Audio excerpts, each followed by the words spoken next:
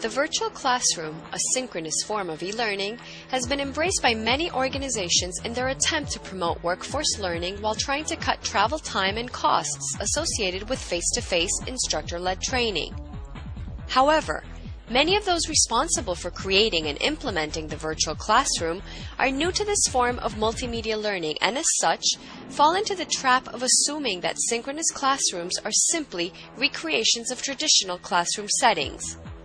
Let me clearly point out that they are not. Why? Because training in a virtual classroom eliminates the body language social cues that we take for granted in face-to-face instructor-led training sessions. You, as the facilitator, don't have the subtle nuances to let you know when users are disengaged. In other words, you have no way of knowing if while you are covering critical content, the participants are texting on their Blackberries, checking emails, or simply catching some Z's. So how do we make sure participants are engaged, paying attention, and actually retaining the materials that we are covering? Planning and facilitating frequent and relevant interactions is probably the single most important thing you can do to create effective virtual classroom sessions. As a rule of thumb, you want to create interactions and have participants do something every 3 to 5 minutes. These interactions might be with the other participants, with the instructor, with the platform, or with a participant workbook. But you must be careful when designing them. It's not just adding interactions for interactivity's sake. These interactions must have a purpose. They must be carefully thought out and must support the learning objectives while at the same time supporting learner attention. As part of our initiative to help companies adapt their instructor-led training to a virtual classroom, we have used many synchronous software platforms. Each one of these has different functionalities, so I've included the most common ones in this video. Before designing the exercises and activities in your virtual classroom training, it is important that you thoroughly understand the platform you will be using and its corresponding functionalities. Let's begin. The first thing I want to talk about is the visuals you use in your presentation.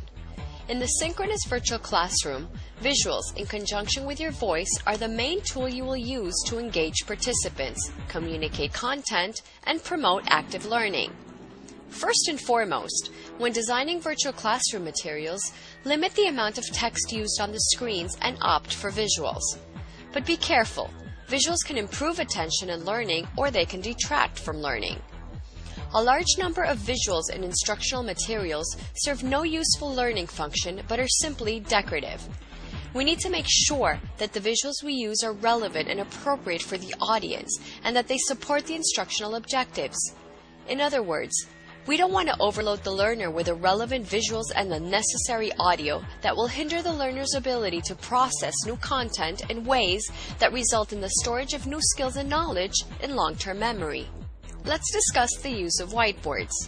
Whiteboards allow trainers and participants to post ideas on a shared space. It is a mistake to think of the whiteboard simply as a flip chart. Whiteboard exercises can be truly interactive and collaborative. For example, you can use the whiteboard to capture expectations at the beginning of a class and revisit them at the end of the program, and of course to capture participants' ideas throughout. Use the annotation tools when using the whiteboard to focus learners on important points or concepts. Highlight a main idea, underline a critical term, circle the visual representation of an important concept. You get the idea, but again, be careful with overusing these tools. They must serve an instructional purpose. You can also ask participants to annotate on the whiteboard while you moderate a discussion. Whiteboards can also be used for icebreakers like crossword puzzles or Jeopardy games, just to name a few. Remember, games can be very engaging and useful to reinforce concepts. Let's continue with text-based chat, which allows the participants and trainer to communicate with one another through text messaging. It is most commonly used to ask open-ended questions or request technical assistance.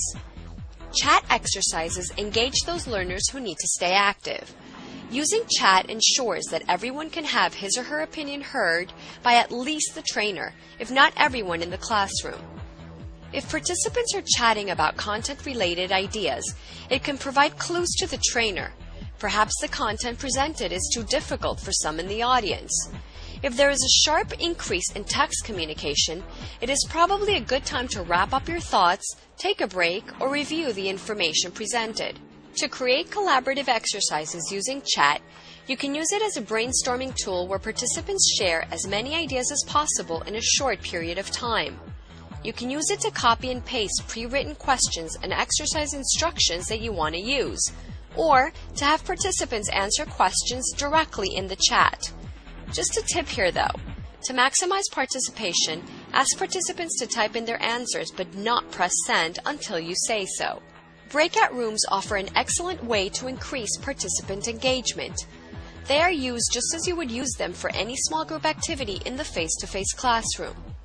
You can break the class into small groups to explore case studies or complete group exercises, or to make each group share a different software application. You can use other tools like the whiteboard or synchronized web browser within each breakout room. Groups should be small enough to promote everyone's involvement, but large and diverse enough to yield different perspectives to an exercise or activity. Breakout activities should be structured and brief. Provide a focused exercise or scenario. A leader should be assigned for each group. The leader should start the activity, ensure everyone participates, and serve as the spokesperson when you bring all the groups back into the main room to debrief. Always monitor the discussions in each breakout room and provide feedback as needed. Polls help you get a quick check on the pulse of the class and allow the participants to apprise the trainer on the pace and clarity of the content. Polls can be used to get feedback from participants and as surveys as well. In addition, you can use polls to quickly administer questions and give the participants the opportunity to respond all at once. Polling works best with questions with 2 to 5 response options. Polls are typically created in advance and activated at the appropriate time in the session. Some helpful tips. Use surveys and polls to determine whether the participants understand the material. Use surveys to transition to a new topic by asking questions about the new topic, gauging participant knowledge, and then commenting on the results. Create icebreakers and introductory exercises by polling the audience. Share results with the class to foster a sense of community. Asking participants to provide feedback can be a good re-engagement technique if the audience is not participating.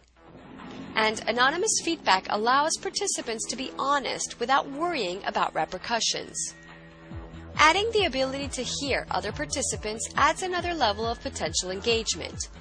Every time the participant is presented with another voice, the opportunity exists to re-engage him or her. Discussion is one of the most effective ways to enhance collaborative exercises, so don't rely exclusively on one voice delivering all of the training. Different tools have different icons available, but the most common ones are the smiley face, confused face, applause, raise your hand, agree or yes, and disagree or no. These icons are invaluable tools to increase participation and engage participants. They are also useful to identify confusion or understanding. You should ask participants frequently throughout the session if they understand everything or if they have any questions, and encourage participants to use the icons to answer. You should also encourage spontaneous use of the icons. Participants should feel that they can raise their hand to ask a question at any moment, or they can applaud a colleague's response if they find it useful. All this will help participants feel engaged and encourage active participation throughout the session. So there you have it, using different functionalities to deliver engaging virtual classes in under 10 minutes. Remember that frequent and effective use of your platform's functionalities is the single most important technique for success.